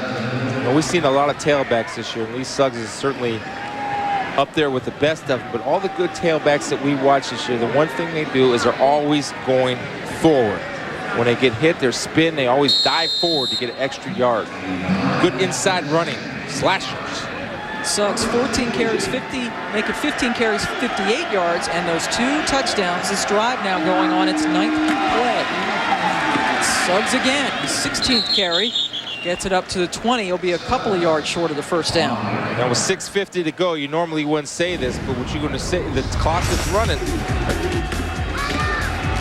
Let's take a look at Suggs' night. That's the fumble that was ruled a fumble. It really wasn't. He was down, and Air Force converted it into a field goal, and this was called incomplete. You know, Crawley and Wilford kind of both had a hand on it. Well, the tie goes to the offense, and Wilford was inbounds when he came down.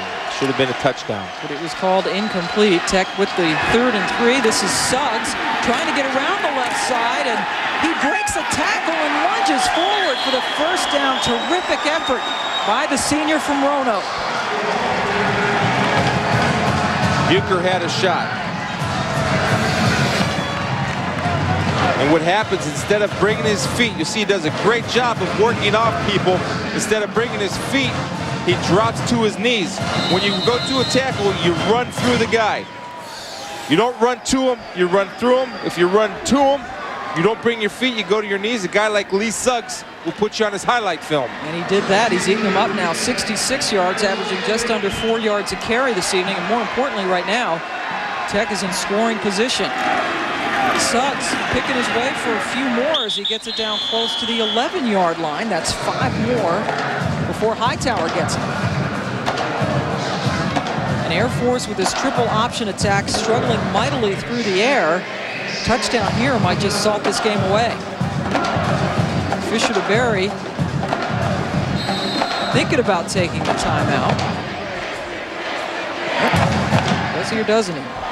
He wants it. Now he wants it. He wants it. But I don't think his guys see him. Now they do. And Air Force will indeed take the timeout. Very crucial time, isn't it, Chris, for this Air Force defense? So they will talk it over. We will come back with Virginia Tech getting close to scoring again. Air Force defense needs a big stop here in San Francisco. Meanwhile, tomorrow, Capital One Bowl Week concludes. Can you believe it? At 9:30 Eastern in the morning. That's 6:30 here in San Francisco. Chris Lee and Kirk break down all the day's bowl games on a special edition of College Game Day presented by Discover Card. You'll see John Navarre in Michigan take on Rex Grossman in Florida. The Outback Bowl from Raymond James Stadium in Tampa. For more information, log on to ESPN.com. And that game is coming up about 8 hours and 10 minutes from now, Chris. How cool is that? So after the Air Force timeout, 2nd and 6, Suggs, who else? And he doesn't go anywhere. A little bit of a semi-slip, and he ran into Joel Belo. Joel Belo did a nice job keeping contained, avoiding the blocker, not giving 1-for-1, and tackling a guy tough to tackle one-on-one, Lee Suggs. Belo, a senior from Pulaski, Wisconsin, playing his last game for the Air Force Academy, and now a huge 3rd and 6 from the 11-yard line. Make it 3rd and 5 now. Tech 3 for 10 on 3rd downs tonight. Got a possible jump ball situation. Again with Wilford down here. Randall heads over the sideline. No timeout has been taken as the play clock goes down inside 10 seconds. I think Tech is let the clock go down a little bit, and Randall standing next to the referee is going to call a timeout with 2 seconds left on the play clock. So smart right there. You let the play clock, well, the game clock more importantly, wind down to 4:26. Big 3rd down coming up. A view of a beautiful night here in San Francisco. Tech trying to make it more beautiful for themselves. They have a big 3rd down coming up here, Chris. They score a touchdown, pretty much Air Force, their night could be over. Well, it is. If they hold them to a field goal, it's a 1-possession ball game now. If they're able to punch it in here, it becomes a 2-possession ball game. It's awful tough to score 2 possessions on that wishbone with 4:26 left to go. Or the triple option, excuse me, not the wishbone. Little flashback there. Too much ESPN Classic for you, maybe.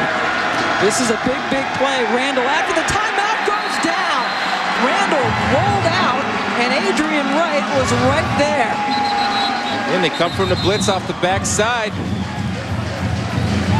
Nobody picked up Adrian Wright. Here comes Adrian Wright off the backside. He's going to go ahead, not honor the fake, get upfield, get contained, does a great job of closing and making a play. Big play for Air Force. So Fisher DeBerry's guys coming up with a big stop, and they take a timeout. Covey Cove, the China Basin surrounding Pacific Bell Park, and right now Carter Worley in to attempt a 37-yard field goal. He's 1 for 2 tonight, and he had trouble on keeping his feet on a kickoff earlier. Slick field. Let's see how he does. Doesn't slip at all, and he punches it through. So Worley good from 37, and that extends Virginia Tech's lead to 6. Not really too hurtful for Air Force because they needed to score a touchdown anyway. Let's go down to Rob Stone. Well, Pam, not to add fuel to the kicking fire, but, you know, Carter Worley might have had a little good mojo on his side. You see, he started a new tradition this year for the kickers. They have a good luck charm right here. This guy, he brings them out every game. They've actually had 2 stolen from them in the locker room. His name is Hoodwinks. And you know how important Hoodwinks is, Chris? How important, Rob? He is so important that when a Virginia Tech player left the team, Hoodwinks took his locker. Hoodwinks has his own locker. Good job, Hoodwinks. Hoodwinks. You got good mascots and bad mascots. This is a good troll. That's starting to scare me a little bit. Yeah, it is too.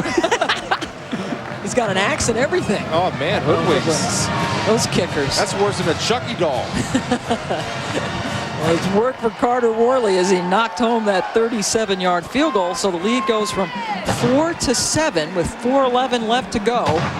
Air Force got to get the ball back and have to score a touchdown to keep this season, hopes in this game alive. An interesting decision by Fisher DeBerry to take a timeout to so-called ice the kicker. Now you don't have a timeout. That's right. You got 1 left. You had 2. You only have 1. Worley with the kickoff. Ryan Blue from the 1, and he gets popped near the 17. New Year's Day, not just for football, but for basketball. You can spend it with ESPN and the NBA at 7 Eastern tomorrow night, 4 Pacific. The Raptors visit the Knicks. NBA Wednesdays on ESPN, becoming a new tradition. For more information, log on to ESPN.com. Allen Houston leading the Knicks, popping in 22 points a game. Catch them from Madison Square Garden tomorrow night on ESPN. It's a great job by Virginia Tech kickoff coverage team. Covering inside the 20. This team doesn't pick up big chunks offensively in bunches. And now it's all up to Chance Harridge. And he is tackled, a very good ankle tackle by Vegas Robinson, his 6th tackle of the night. Kept Harridge from getting some space. Vegas did a good job of defending the pass, recognizing the run when Chance tucked it, defeated the blocker, and got him down any way he could. Robinson missed 3 games with a sprained ankle towards the middle of this season, including Pittsburgh and Syracuse, 2 games that Virginia Tech lost, but he's played very well tonight. He was among those mentioned as being a key by his defensive coordinator, Bud Foster, and he's come up big. Harris still can't complete a pass as it is ruled incomplete, and Roniel Whitaker is jumping around. He thought he had an interception. A flag is down in the Air Force backfield. Yeah, they got a little personal foul, I believe, on Colas. Late hit on Harridge back there, it looks like. Again, Air Force dodging a bullet there. Defense, 15 yards, previous spot, automatic first down. Well, I tell you what, Whitaker thought he had an interception, and that would have salted the game away, but instead you get a 15-yard penalty. It was ruled incomplete. See, Strecker's tight end's open. Chance delivers a good ball. There you go. Bad footing, slip and fall down. And you'll see right here the penalty. I believe it's on Colas. Yeah, he's got to pull up. It's a drill shot on him. Let that go. It's toward the end of the ball game. You don't want to afford any penalties. You don't want to give away free yards. Was indeed definitely a one-hopper to Whitaker. Harridge again off that back foot. Boy, and he's lucky that one wasn't intercepted. The closest guy to it was Billy Hardee from Tech. Yeah, see, I'm having a little trouble figuring out where Chance was trying to put that ball. And if you're going to throw it away, then throw it away. I mean, put it over there in Barry's place, over in McCovey's Cove. Don't put it in play. Nowhere near, man. He is now 1 for 13, Chris, with 2 interceptions. Again, he completed the first pass he threw, and since then, 12 of them, 10 have been incomplete, and 2 have been picked off. They got Anthony Butler back here in the I-back position. They like the power roll off this. They give it to Butler, and he is bottled up after picking up about only 2 yards. Hardee coming up with his 5th stop. And the clock continues to roll now inside 3 minutes. So you got 1 timeout left. There's got to be a little bit more sense of urgency by Air Force, in my opinion. You got to get up to the line of scrimmage, call the play. Just 1 timeout left for the Falcons. On 3rd and 8, huge play. Harridge keeping it, and he lunges and falls down, marked just near the first down marker. It appears he has it. He limps because he landed hard on that left knee. The one thing about Chance Harridge, he's not been successful throwing the football, but what you'll see is a guy playing with guts. Right hand again. They have 4 lead blockers because they pull a guard. And Chance trying to get anything he can, lunges for the first down. 17 carries now, 67 yards for the quarterback. He averages about 90 yards a game on the ground. Steve Massey, the big fullback, picks up 3. Yeah, he's a big, thick Nick, Steve Massey, and he'd be well served to keep that ball running inside. He's not going to break anything to the corner, but actually he made a pretty good cut in vision and was able to get positive yards. Massey listed at 5'11", 230. So we hit the 2-minute mark. Now 2nd and 7 for the Falcons at midfield. Palmer in motion, but they give it right up the middle to Massey. Picks up 3, the clock, the definite enemy of the Falcons. It is, again, when you can't throw the ball effectively. That's Air Force's last time out, Chris. They have to call it with 1:47 left to go. And another huge 3rd down coming up. You understand why they take the timeout now. It's a 3rd down. It's important down now. They probably want to call 2 plays. They're talking about 2 plays. You don't get the 1st down. What's your next play? Get in the huddle, get out, or run it from the line of scrimmage. That time Lamar Cobb did a great job. Now see, Lamar played that dive. He came in from his defensive end position, took the dive play right away, unblocked.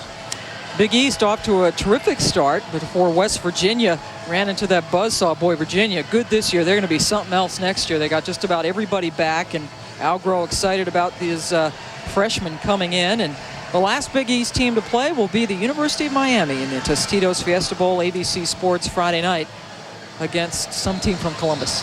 Yeah, and a little distraction out of it. Yeah, Maurice Claret. Yeah.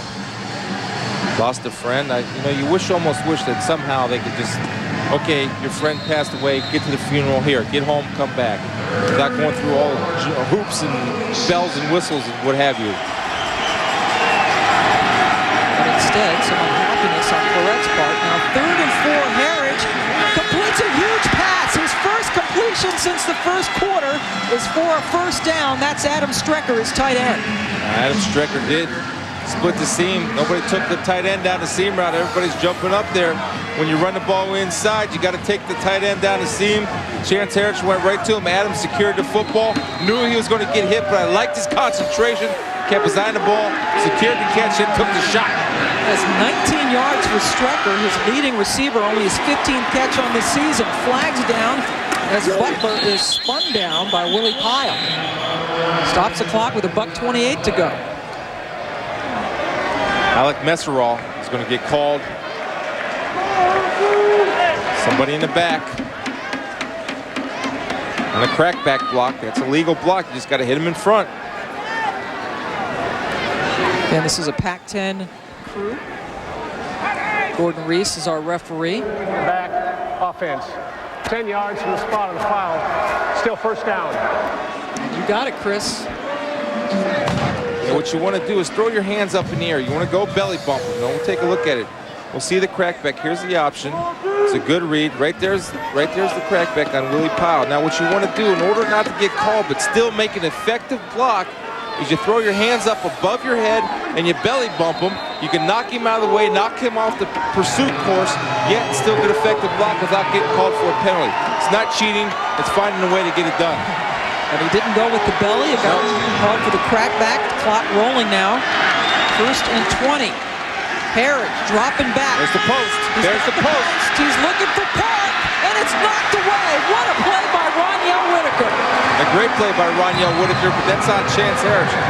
He had Park deep in the post. He had the safety biting like we talked about all night. The only problem is, instead of putting that ball in a little bit more of a line, he threw a floater. You can't throw a floater, and that's what Roniel Whitaker can do, is go get some great speed, catch-up speed, and come with his left hand, avoiding the interference with his right hand and getting at the highest point. It was open. He was open. See that? He was open early. Chance needs to put a little bit of line on that football. He had him open on the post. You're right. It was a major league pop-up. 2nd and 20. That's on the line drive. Good catch. Falling out of bounds by Tom Heyer, the halfback, and stops the clock with 1:01 left to go. Now, if you're Air Force, you're not used to picking up big chunks, so you don't need to panic here and try to get all the yardage on this 3rd down play. You don't need to run a 17-yard pass play. You want to get yourself in a manageable 4th down. And they've been 2 out of 3 on 4th down conversions tonight, so they're used to going for it on 4th down, and they've been successful all year going for it on 4th down. Actually, Chris, 3 for 4 tonight on 4th down, so it's now 19 of 26 on the season. 6 for 15 on 3rd downs this evening. 3rd and 14. They try to get a chunk of it back with Butler. And Butler gets it down to the 29. It's going to be about 10 yards short of the 1st down. Yeah, Virginia Tech was burned on that draw on big 3rd downs earlier in the ball game about 3 times. That time, Bakel played linebacker very well. Read the hi-hats of the guards. They set short, come out for the draw. He just beats a block and makes a play. So this is your ball game, 4th and 11. Now clock's ticking. Clock's ticking. Got 30 seconds and counting. From the 30. Leotis Palmer in motion. Palmer, good block. Harris, chance to throw, and he completes it. J.P. Waller gets it, stops the clock inside the 10. Well, you could say all you want about Chance Harris throwing the football, but when you need a play, he delivered a strike on the line. It was a well-thrown ball. It was a great route. He had the presence of his feet, got both feet in bounds. Then he got out of bounds to stop the clock. You have 17 seconds to go now. You got to have 2 plays called the huddle. 1st down from the 10, technically 1st and goal for the Falcons. Harris going up top again, over the middle, and he threw it just a little bit behind Nesserall, but it stops the clock with 13 seconds left. Boy, Nesserall had some room there, but it was thrown behind him.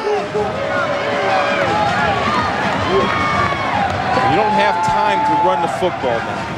So obviously, Virginia Tech's going to be playing pass, and that's an advantage for their pass rushers.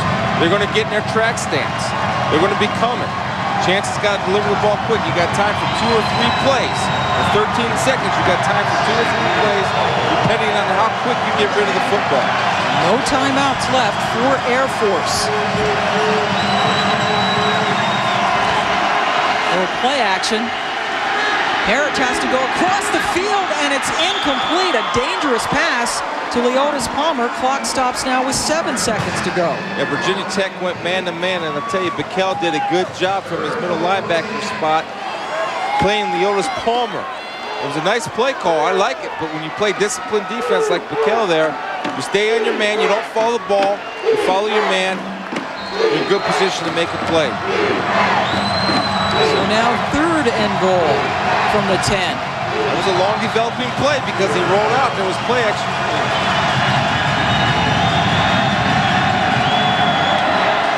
This time, Harris, if he's down, the game will end.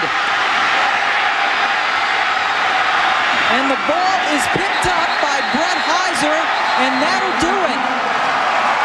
But a flag is down on the field. There is no time left on the clock. No flag. Flag has been picked up, and that is our ball game. Chance Harridge playing his heart out.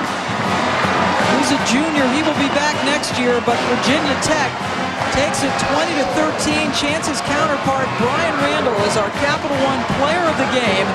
You see his numbers, 177 passing yards, only misfired on 5 passes as he leads Virginia Tech to the 20-13 win at the 2002 Diamond Walnut San Francisco Bowl. Great effort by both teams. Outstanding. Great football game. They played their hearts out. This is what college football is all about. Happy New Year, they wish you, Chris. Yeah, I see that. It's been a great season. Thanks to Chris and Rob Stone, Bart Fox, our producer, Bob Frateroli, our director. A terrific season, and we ended in a terrific city, San Francisco. The final score from the 2002 Diamond Walnut San Francisco Bowl, Virginia Tech wins it 20-13. ESPN News is coming up. For more, log on to ESPN.com. Happy New Year from San Francisco.